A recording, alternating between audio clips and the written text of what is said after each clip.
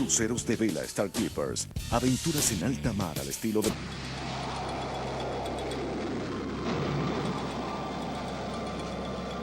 Las imágenes fotográficas son tan fundamentales en la actualidad que resulta casi imposible imaginar nuestro mundo sin ellas.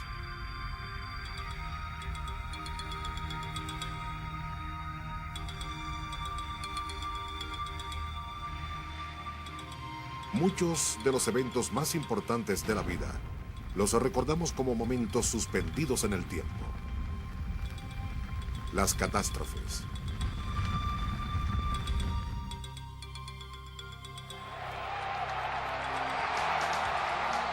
Y las celebraciones importantes. Y todo se debe a los beneficios de la cámara.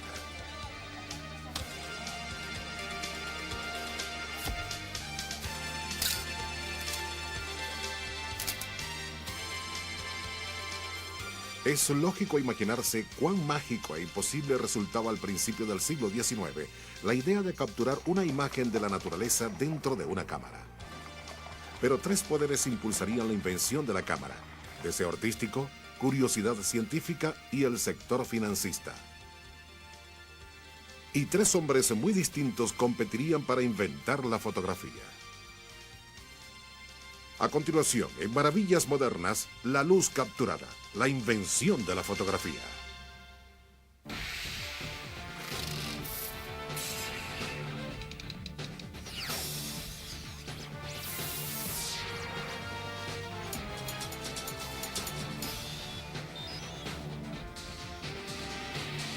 Maravillas Modernas. La primera cámara. La cámara es una realidad hoy en día. Hay una cámara en casi todos los hogares americanos. No reflexionamos acerca de cómo funciona. Solo apuntamos, enfocamos y apretamos un botón. Esta maravillosa caja pone un amplio mundo en nuestras manos. Pero la cámara en realidad no es un aparato muy complicado.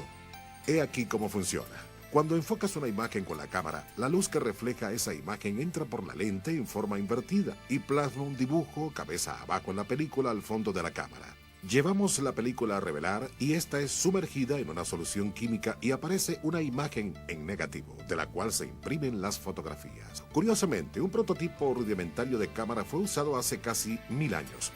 En el siglo XI, los astrónomos en Arabia usaron una cámara para seguir el curso de las estrellas. Esta cámara era una habitación oscura con un agujero en una de las paredes. On the wall opposite the hole, you would see projected upside down the very image of what was outside the window. And this discovery was called the camera obscura. The word camera means room. The word obscura in Italian means dark. La cámara obscura se convirtió en un instrumento de trabajo popular entre los artistas. Quienes son asiduos visitantes de museos se sorprenderían al saber que en el siglo XVIII muchos pintores famosos calcaban sus motivos usando una cámara obscura. Art began to call for, to demand that a way be invented, a way be devised, that the actual world, reality, could be recorded more faithfully than it had been recorded before. El problema al dibujar usando la cámara obscura era que si el trazado del pintor no era muy bueno, el dibujo tampoco lo sería. Las cámaras reproducían perfectamente el reflejo de la luz, pero cuán grandioso sería hacer esa imagen permanente. Inventar la fotografía requeriría algo más que un deseo artístico. Requería curiosidad científica. Simplemente, la fotografía no se entendería sin previo conocimiento del comportamiento de los químicos ante la luz. El inventor de Chalon-sur-Saône. Hace más de 3000 años, las primeras civilizaciones observaron que la luz solar decoloraba las telas, pero no sabían por qué. Pasarían siglos antes de que se realizara algún descubrimiento de importancia acerca de la sensibilidad química a la luz. En los años 1700, Johann Heinrich Schulze trabajaba con cloruro de plata cuando descubrió que las partículas de plata cambiaban de color luego de ser expuestas a la luz solar. And he would make little experiments, almost games for his friends, where he would take a flask and fill it full of this solution of chalk and silver chloride, and he'd put the stencil on the flask, hold it in the light for a while, then take the paper away and the silver black and oxidized in relation to light. Pero él no continuó investigando. El descubrimiento de Schulze pasaría a ser solo un principio básico de la fotografía. Ahora se conocían las herramientas necesarias para crear una imagen. Los comienzos del siglo 1800 fueron tiempos de abundantes inventos y de la revolución industrial. La competencia por patentar y proteger las ideas propias era tenaz. En el centro de Francia, un inventor humilde aportaría una gran contribución al desarrollo de la cámara de Trípode, pero en realidad estaba tratando de inventar algo muy diferente. En 1816, en un poblado francés cerca de París, Joseph Niepce se interesó en mejorar el nuevo arte de la litografía para poder hacer copias de obras de arte ya existentes, pero él necesitaba dibujos para hacer experimentos y Niepce no sabía dibujar ni una semilla. Él decidió hacer sus dibujos con la ayuda de la luz, una idea mucho más complicada que mejorar una litografía, y que de hecho ya otros grandes pensadores habían abandonado anteriormente. Niepce construyó una pequeña cámara oscura un poco más larga en sus costados. Él sabía de los experimentos de Schulze con plata sensible a la luz, así que colocó un papel cubierto con cloruro de sodio en el fondo de la cámara. Le emocionaba la idea de obtener una imagen en el papel, pero los claros y oscuros de la imagen quedaban invertidos y él no sabía cómo imprimirla o lograr una fotografía de apariencia normal. 6 años de tenaces experimentos pasaron mientras él descifraba mejores métodos para lograr una mejor imagen. En julio de 1822, Niepce tropieza con la solución. Niepce sabía que los artistas usaban un compuesto de asfalto en las litografías. Él pintó una lámina con asfalto en vez de plata, colocó una silueta transparente en la lámina y la expuso al sol. Era una idea sin sentido, pero funcionó. Él pudo copiar obras de arte.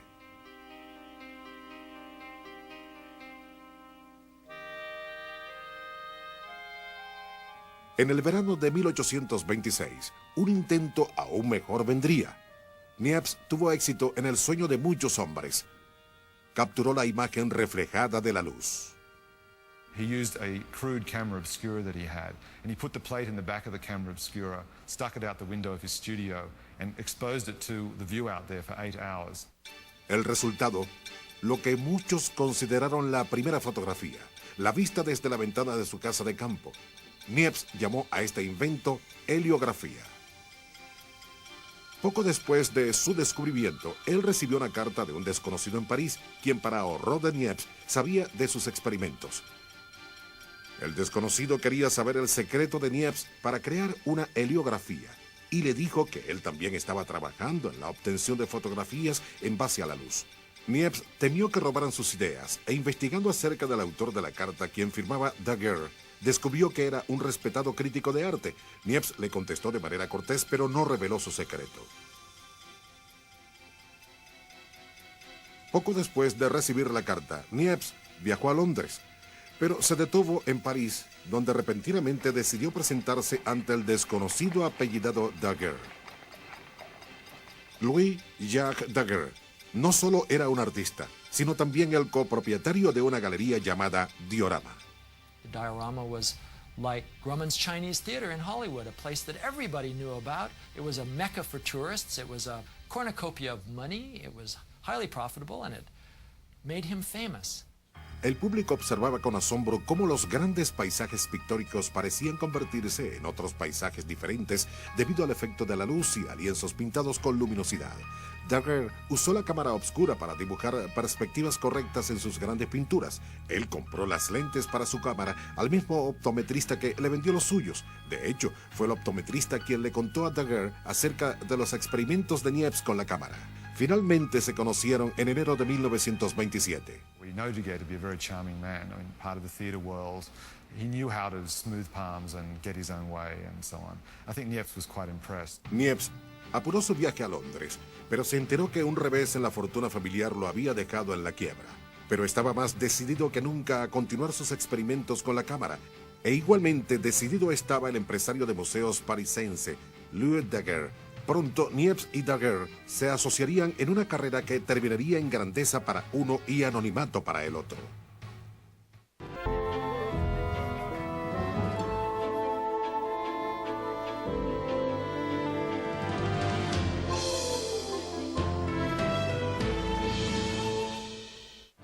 Continuamos con Maravillas Modernas. Los dos hombres que trabajaban en el descubrimiento de la fotografía contrastaban en personalidad. Niepce era modesto, cortés y de confiar. Daguerre era exhibicionista y un poco corriente. Niepce tenía estudios científicos en su currículum, pero Daguerre solo tenía una educación pobre. Aún así, Daguerre estaba obsesionado con fijar una imagen en una cámara, pero su ignorancia en química y física le impedían continuar sus investigaciones. Cuando Daguerre se enteró de los experimentos de Niepce, se motivó aún más en perseguir la misma idea. Luego de su encuentro en París, Daguerre escribió varias cartas aduladoras a Niepce y él le decía que continuaría con las investigaciones para lograr una imagen con una cámara. But Daguerre, I think, had kind of fooled Niepce into thinking that he'd got a lot further with his experiments than he actually had. 2 años más tarde, en 1829, Niepce hizo un nuevo descubrimiento y envió los resultados a Daguerre. Niepce había tenido éxito en lograr una naturaleza muerta con su pequeña cámara y le notificaba de sus intenciones de publicar su trabajo. Daguerre pensó que esto produciría ganancias y él quería parte de ellas. Daguerre le recomendó retrasar la publicación hasta que se perfeccionara el proceso. También le ofreció su colaboración y dijo tener una lente 13 veces más rápida que la de Niepce, afirmación esta que resultó ser una gran exageración. Pero Daguerre convenció a Niepce con sus argumentos y Niepce acordó no publicar sus descubrimientos. Compañerismo. Niepce tenía ya 64 años de edad. Estaba cansado y en la pobreza. Él trabajó solo por 13 años y creyó que no podría perfeccionar completamente el proceso sin una lente mejorada. Por lo contrario, Daguerre tenía 42 años, estaba en la flor de la vida, lleno de energía y seguro de que la heliografía podría llegar a ser tan exitosa como el diorama. Seemed to Niepce that it would be a good idea to hook up with this entrepreneurial younger man who was already quite a famous figure in Paris and who was well connected, that perhaps as a collaboration, this would be a better way to go than experimenting on his own. Daguerre viajó a la casa de Niepce y los dos hombres firmaron un contrato de sociedad por 10 años, pero en los primeros 4 años de trabajo individual, ninguno de ellos había hecho descubrimiento alguno. Entonces, en 1833, sin previo aviso, Niepce muere de un ataque fulminante. Su gran contribución a la fotografía permanece inédita.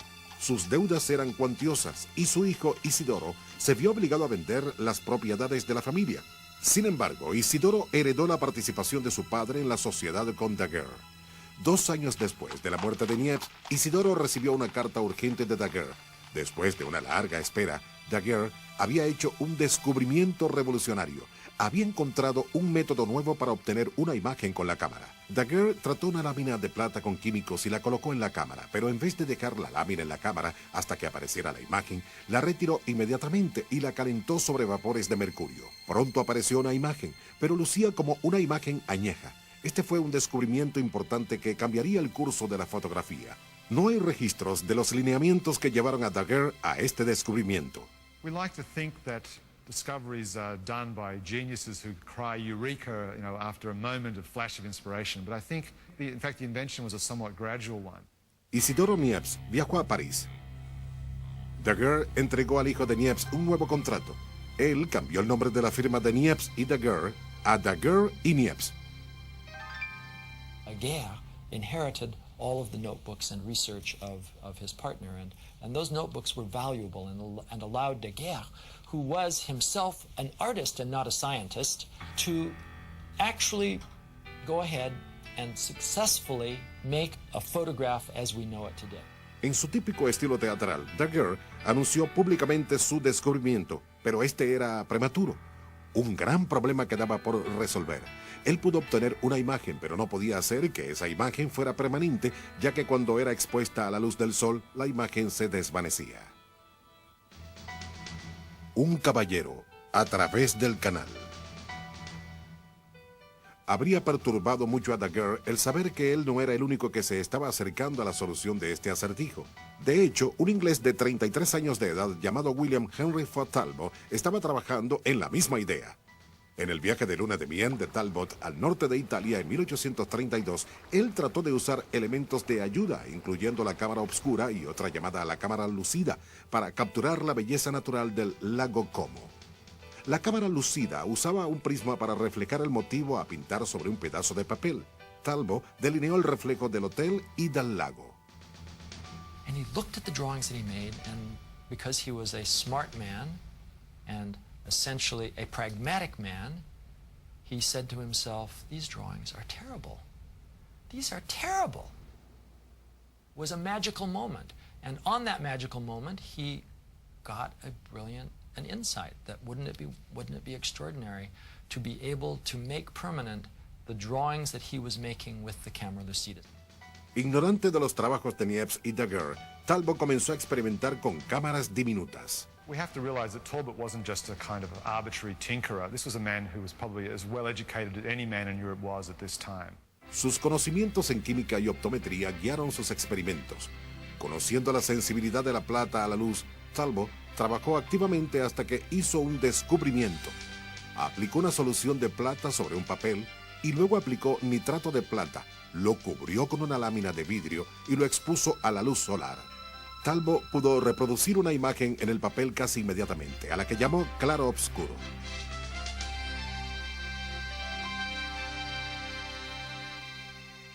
Immediately he said, I've discovered how to fix a shadow. Isn't that a wonderful phrase? He created a new art. Talbot apenas comenzaba. En 1835 hizo un descubrimiento aún más importante. En su cuaderno de notas escribió acerca de la exposición de papel en su pequeña cámara por varias horas para obtener un claroscuro o imagen en negativo. Las partes claras y obscuras estaban invertidas. Colocó ese claroscuro sobre otro papel tratado químicamente, lo expuso al sol y creó una copia. Ahora las partes claras y obscuras estaban correctas en la imagen. Esto es lo que él consideró un positivo o grabado. Su primer grabado fue una ventana enrejada del monasterio Lecoq, su casa. Sorprendentemente, él no entendió la magnitud de su descubrimiento. Talbot cerró su cuaderno de notas y tornó su atención hacia los últimos trabajos de otros.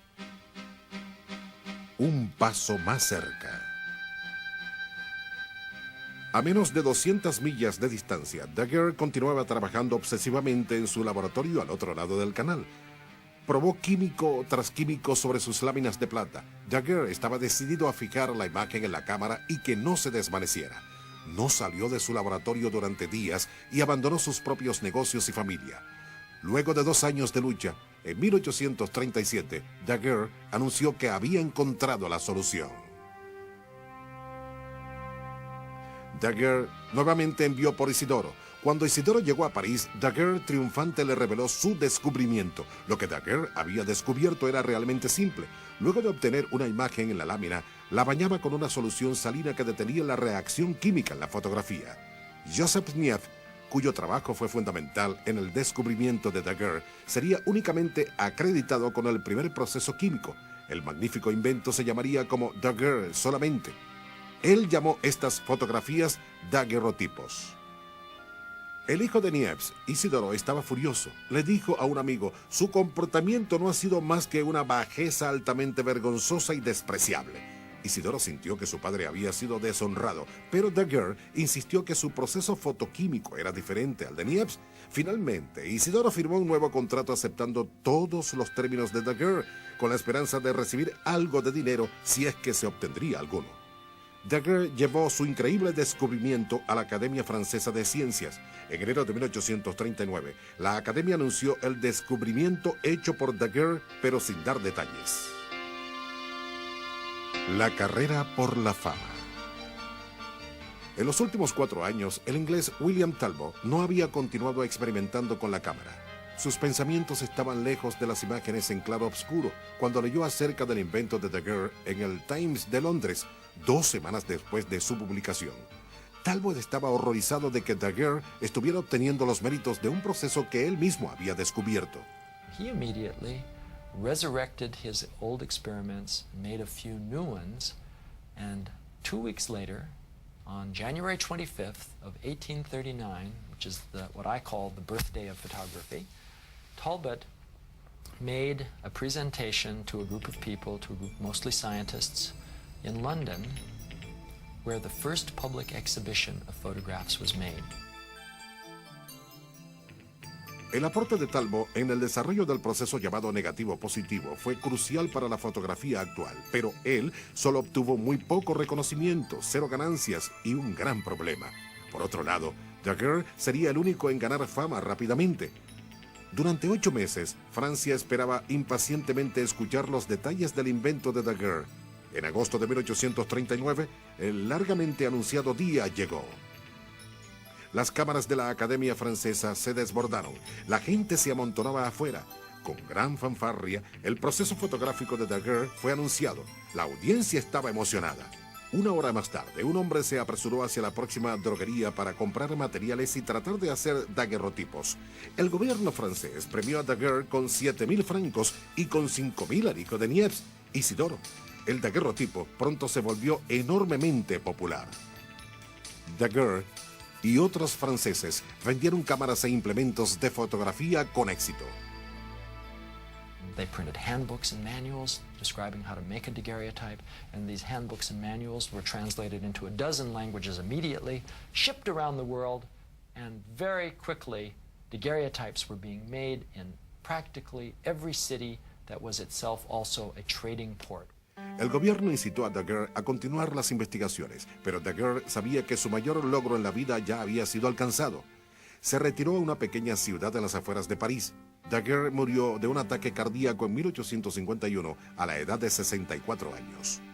So Daguerre is the ancestor of one line of photography, which is instant photography, which is the Polaroid process and all processes like it. El mundo estaba listo para recibir el invento de Daguerre. La Gaceta de Francia predijo que la fotografía revolucionaría el arte de la pintura, pero persistían algunos problemas. El tiempo de exposición era inaceptablemente lento, el equipo era pesado y poco práctico, los químicos nocivos. Grandes pensadores se dispusieron a trabajar en la solución, pero avanzaban lentamente al igual que el invento original. Villas modernas.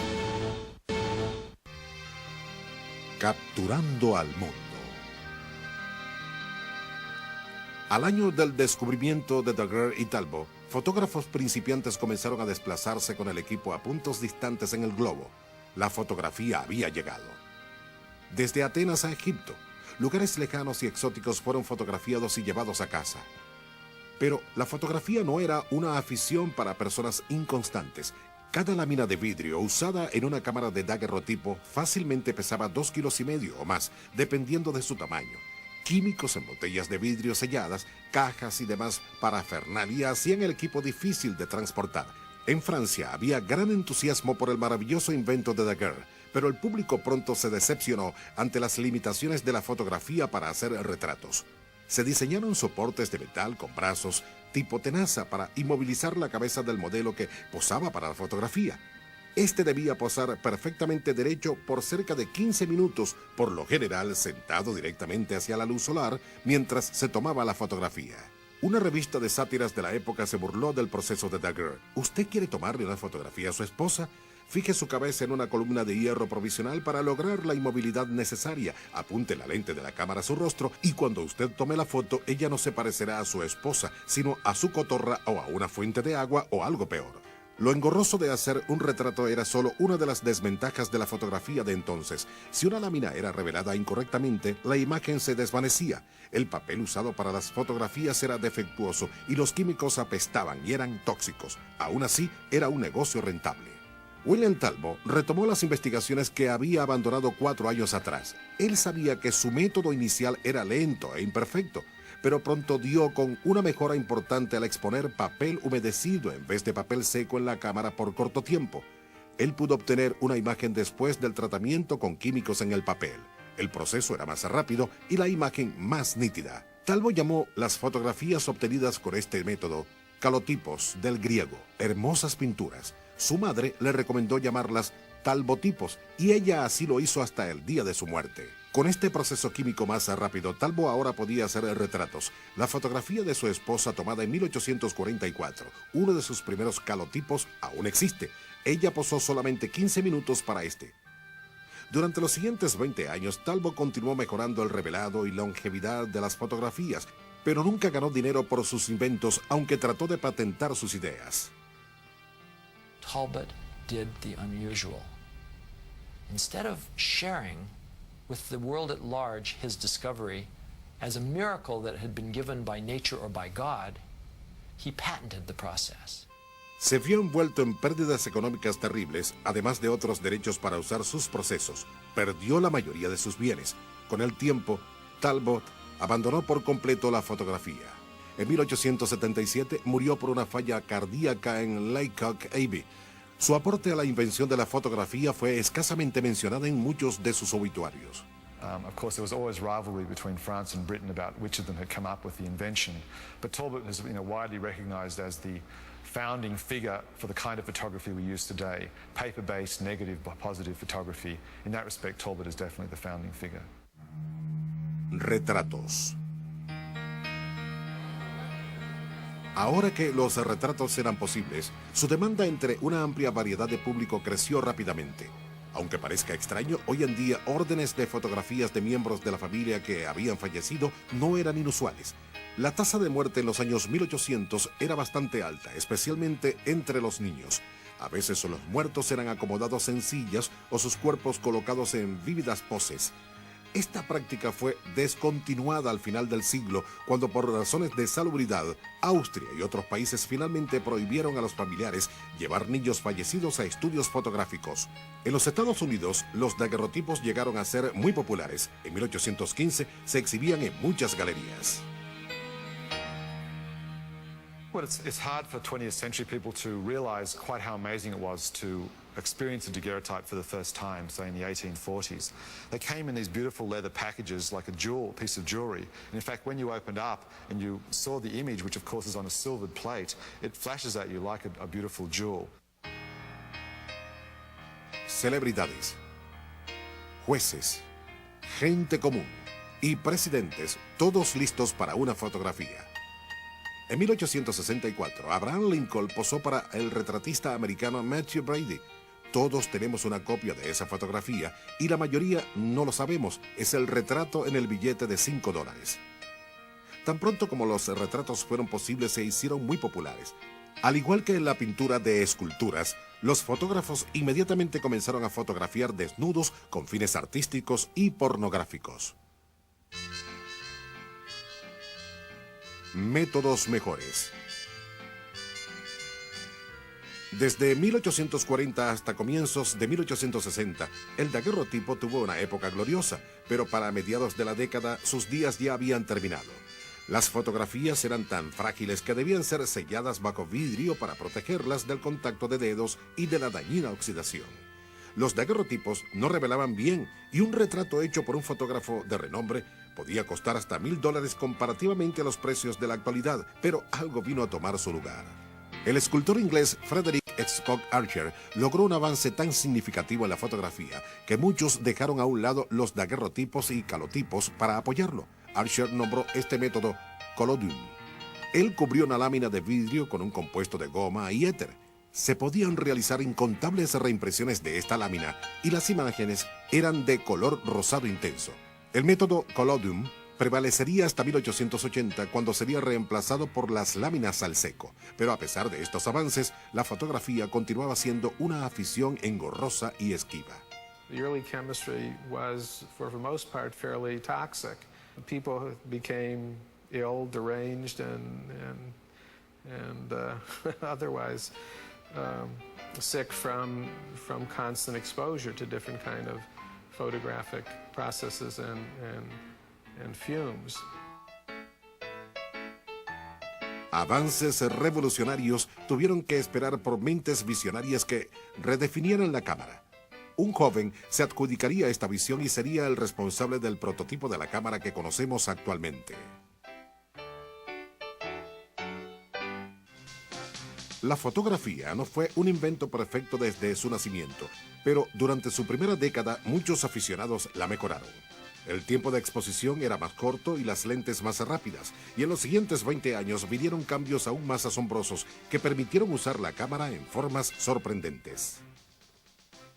From the moment that the photograph was invented, the very fact of seeing that small image on a piece of silver was an enormous incentive to try to find ways to expand it even further. How do we make it bigger? How do we make multiples? How do we eventually get to a faster film so that we can stop action? se diseñaron cuerpos de cámaras en una amplia variedad de formas y configuraciones. Algunas cámaras fueron diseñadas para usar láminas para daguerrotipos y calotipos alternativamente. Otras, con una lente tipo fuelle para que el objeto pudiera ser enfocado a diferentes distancias.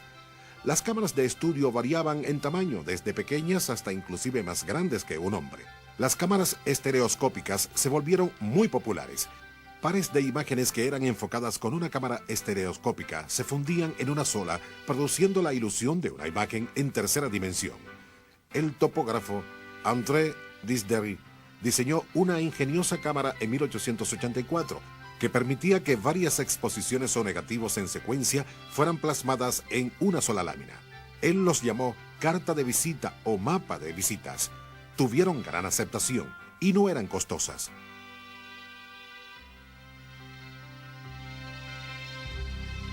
Crónica de guerra.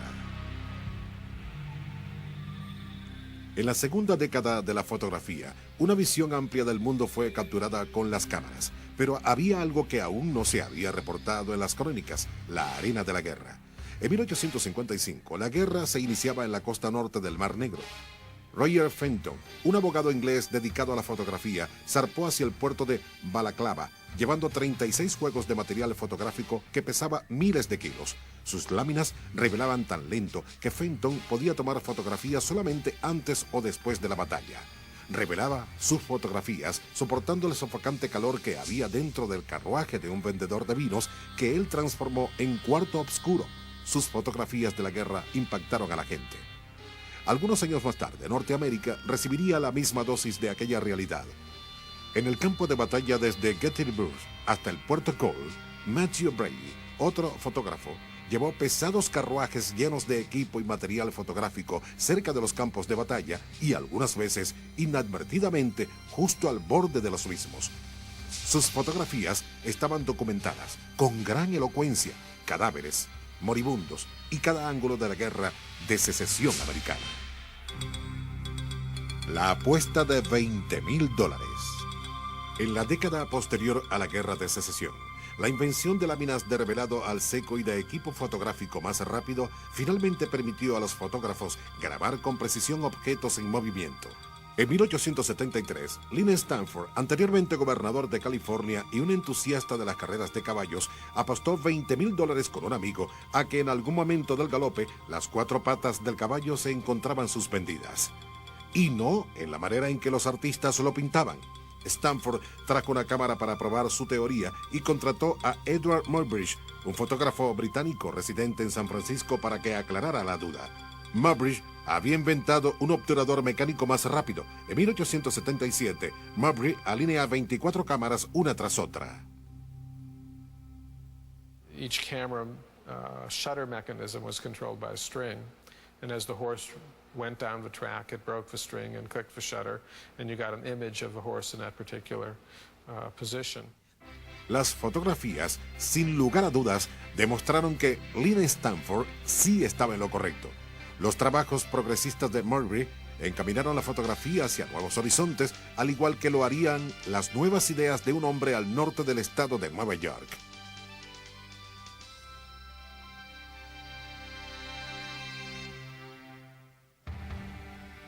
El latonero. Un joven banquero de Rochester, Nueva York, se aficionó a la fotografía durante los años 1870. Su nombre era George Eastman. Su padre había muerto cuando él tenía 14 años y la pobreza forzó a George a trabajar. A Eastman le gustaba reparar cosas. A los 20 años trabajaba en el banco durante el día y en su laboratorio en la noche. Él estaba decidido a inventar una película al seco hecha con gelatina para fotografías de objetos en movimiento que resultara más práctica que los químicos de revelado usados en la época. Luego de algunos meses de experimentos, Eastman realiza su sueño. Diseña una máquina para usarla con la lámina de fotografía en movimiento. Eastman tomó dinero de sus ahorros para viajar por Inglaterra y patentar ambos inventos. El primer invento se vendió bien, pero aún más importante, Eastman estaba ganando fama. Esa reputación sería de gran importancia para su nueva meta, que era diseñar una base flexible de película para reemplazar la lámina tradicional. En 1884, luego de 2 años de experimentos continuos, Eastman comenzó a vender un papel base que llamó films. También diseñó una pieza donde enrollar el films. Este nuevo material fotográfico era magnífico en peso y flexibilidad, pero revelarlo era algo laborioso, pues la cubierta debía ser removida cuidadosamente del papel base. También se vendió bien. Eastman continuó desarrollando nuevas ideas y comercializándolas. En 1888 viajó a Inglaterra nuevamente para patentar sus ideas más recientes. He was trying to find a name that was incredibly memorable, that you couldn't forget, you couldn't confuse it with anything else, that would satisfy all patent laws in a variety of different countries, and which he himself said, because of the 2 consonants, Kodak, it sounded like the click of a camera shutter, so that would always remind you of, in fact, what the company was associated with. El primer producto que Eastman introdujo bajo el nombre de Kodak cambiaría el curso de la fotografía. Era una cámara de tamaño mediano y 22 onzas de peso. Esta no fue la cámara más pequeña creada. Cámaras aún más pequeñas fueron vendidas por otras compañías durante la década de 1880, pero Eastman había agregado algo ingenioso a la suya, una película de 50 pies de largo para tomar 100 fotografías. Equipada con un rollo de films, la cámara costaba $25, pero Eastman la ofrecía por 10. Su compañía procesaría el revelado y regresaría la cámara con un nuevo film y las fotografías reveladas al cliente. He marketed this whole process under the slogan, "You press the button, we do the rest." And this was his, way he revolutionized the whole business, because the most unskilled amateur could now take photographs. La cámara Kodak salió al mercado en julio de 1888 y para el asombro de Eastman, en 6 meses se vendieron 2.500 de ellas. A lo largo del siglo siguiente, cámaras de todos los tipos, tamaños y colores fueron diseñadas. Cámaras especialmente para niños las llamaron Brownie. Una especial para damas incluía lápiz labial y polvo compacto para la cara. Eastman dirigía su mercado a cada sección de la fotografía amateur y profesional. Kodak se convirtió en el nombre por excelencia en distribución de material y equipo fotográfico y así continúa siendo hasta el presente. La verdadera facultad ingeniosa de Eastman era su habilidad para los negocios. His advertising constantly played on ideas of memory and desire and loss.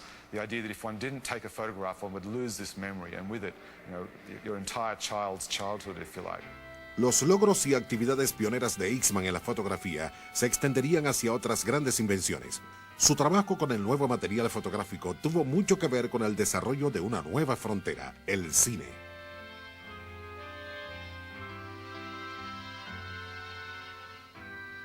Nuevos lentes, nuevas cámaras y una nueva centuria trajeron grandes cambios en la concepción general de la fotografía y el uso que se le daba. Pero ahora quedaba una gran decepción que subsanar: cómo hacer fotografías a color. Usted en Maravillas Modernas. Fotografía como arte. Con la llegada del siglo XIX, la evolución de las cámaras y de los procesos químicos permitió a la fotografía adentrarse en el campo de la ciencia, investigaciones policiales y rayos X. La gente en general reconoció la utilidad de la fotografía en muchos campos, pero pocos la apreciaron artísticamente. De hecho, muchos fotógrafos no se autocalificaban como artistas. Pero algunos visionarios como Julia Margaret Cameron llevaron la fotografía a niveles superiores.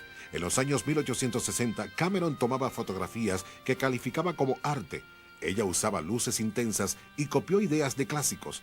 Transformó un gallinero en un cuarto oscuro y allí realizó fotografías de sus amigos. El científico Darwin, el poeta Tennyson y la Alicia que en su niñez había inspirado el cuento de Lewis Carroll, Alicia en el País de las Maravillas. I think she is one of the greatest of geniuses in the 19th century and in the whole history of photography. La crítica alabó la suavidad de sus enfoques. Ella nunca obtuvo ganancias de sus trabajos y estos permanecieron en el anonimato durante muchos años después de su muerte. La fotografía no fue bien recibida en las galerías de arte hasta el siglo XX.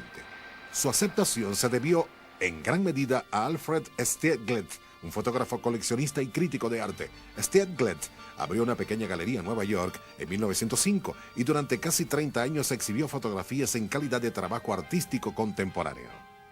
Stieglitz believed profoundly that a photograph could be as important a work of art as any painting or any sculpture that he had ever seen. Claramente se observaba en obras de grandes pintores del siglo como Degas, Lacroix y otros, que esos trabajos fotográficos fueron fuente de inspiración de sus propios trabajos de pintura. La concepción de la fotografía como arte se produjo lentamente, pero por los años 1880, la cámara se había convertido en una herramienta política y social poderosa en las manos de algunos documentalistas. Los inmigrantes recién llegados eran los blancos fotográficos de Jacob Weiss, un fotógrafo neoyorquino de los años 1890, y de Louis Hines una década más tarde. Las fotografías de Hines, de niños trabajando frente a tiendas, de alguna manera iniciaron la elaboración de la ley de menores. En el oeste, Dorothy Lange, Walker Evans y otros fotógrafos gubernamentales captaron con sus cámaras crudas imágenes de la pobreza durante la Gran Depresión.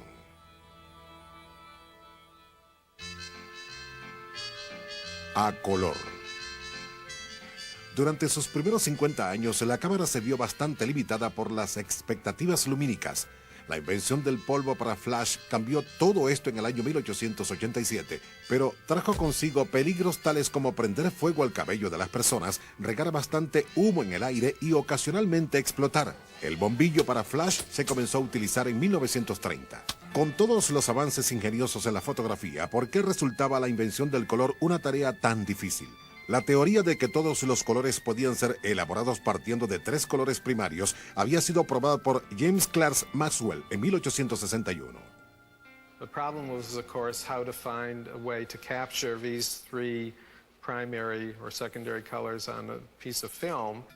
Pero dos hermanos, Claude y Lou Lumière, realizaron un descubrimiento ingenioso acerca del color en 1904. Sumergieron pequeños pedazos de papa en cada uno de los colores primarios y los combinaron en una película de fotografía. Estos actuaron como filtros. La película fotográfica, antes monocromática, ahora presentaba colores exquisitos, pero era costosa y poco sensible a la luz.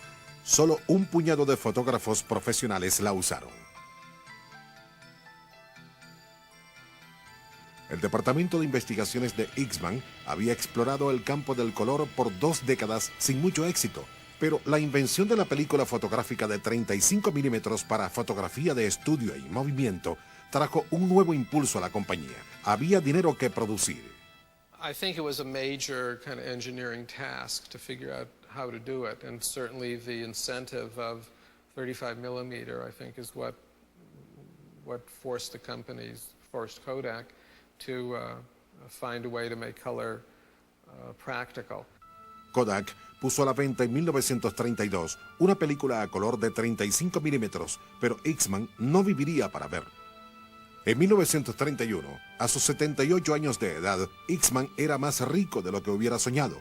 Amigo de potentados y famosos, le gustaba el deporte de la caza y las cenas elegantes, acampar y la música clásica. Luego de su cumpleaños se ofreció una fiesta en su honor. Poco después de la partida de sus invitados, su secretaria escuchó un disparo en la parte superior de la casa. Eastman había finalizado sus días con una bala en la cabeza. El padre de la fotografía moderna dejó una nota que decía solamente: "Mi trabajo está hecho, ¿por qué esperar?".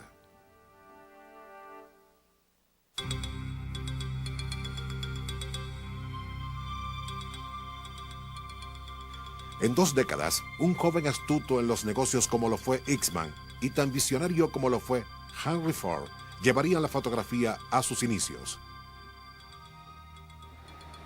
Edward Lange, un estudiante de primer año en la Universidad de Harvard en 1920, caminaba calle abajo por Broadway durante un receso escolar. Las luces de los avisos de neón y de los carros que pasaban lo encandilaban, y en ese momento tuvo una idea que cambiaría el curso de su carrera. ¿Y si se diseñara un filtro que eliminara el resplandor de las luces de los carros? Inmediatamente Lange solicitó una licencia para ausentarse de Harvard. Trabajó intensamente por 3 años en un laboratorio de Nueva York. Finalmente, alcanzó su meta. Fabricó un material artificial que solamente permitía el paso de rayos lumínicos que iban en una sola dirección, un término llamado polarización. El resultado, no más resplandor. Pero la Kodak inmediatamente interpretó el potencial de este producto como filtro para las cámaras. En 1934, Kodak firmó un contrato con Lange. Ahora él estaba en el negocio. Lange No estaba pensando en la cámara cuando realizó el invento, aun cuando él acababa de sentar las bases necesarias para un gran descubrimiento en la fotografía, descubrimiento este que él mismo, Lang, realizaría 10 años más tarde. Lang alcanzó su más grande descubrimiento de la misma forma en que lo hizo con su invento inicial, a través de una idea repentina. Lang se encontraba en un viaje familiar en Santa Fe, México, en 1944, cuando su hija de 3 años de edad le preguntó por qué ella tenía que esperar para ver una fotografía que él le había tomado. En ese momento visualizó los elementos necesarios para hacer una fotografía casi instantáneamente. Inmediatamente se dio cuenta que sus trabajos en plástico y polarizadores habían sentado las bases para el proceso de revelado instantáneo de fotografías, pero tomaría 3 años de investigaciones para desarrollar la idea en un prototipo funcional. La película fotográfica de Lang consistía en una lámina de positivo y negativo con un sello en medio. Cuando el fotógrafo retiraba el film usado de la cámara, los químicos se regaban entre las dos láminas, procesando y revelando la película en cuestión de minutos. En 1948 se vendió la primera cámara de Lang a $89,50 a George Marsh en Boston. Más de 5 millones de ese mismo tipo fueron vendidas en el primer año. Hoy en día, las cámaras Polaroid son populares en todo el mundo. Sus imágenes positivas directas son el equivalente al daguerrotipo. It's hard to imagine at this point in time a world without photography. I think it's changed the entire human consciousness of the way that we look at and perceive and deal with the real world. La ambición de hace muchos siglos de capturar la imagen reflejada de la luz resulta tan mágica hoy en día como lo fue entonces, y es posible gracias a un simple pero ingenioso invento: la cámara.